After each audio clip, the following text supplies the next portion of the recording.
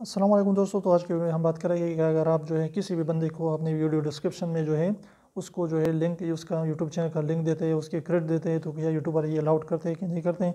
तो जी हाँ, बिल्कुल आप यूट्यूब वाले उसको अलाउड करते हैं। अगर कोई भी बंदा आपके साथ काम करता है, आपके साथ के जो है कोलैबोरेट करता है, तो आप उसकी चैनल का लिंक ज़रूर अपने डिस्क्रिप्शन में दें, उसको क्रेडिट दें।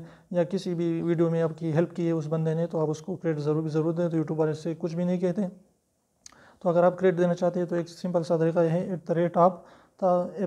आप लिख दीजिए, उसके बाद उस चैनल को सर्च कीजिए, उसका चैनल आ जाएगा। तो इसके बाद जब भी कोई बंदा उसके ऊपर क्लिक करेगा तो उसके जो है डायरेक्ट उसके चैनल पर चला जाएगा।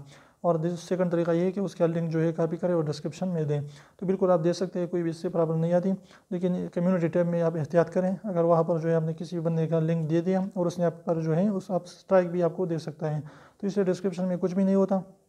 आप ज़रूर उसको जो है क्रेडिट देना चाहें तो दें।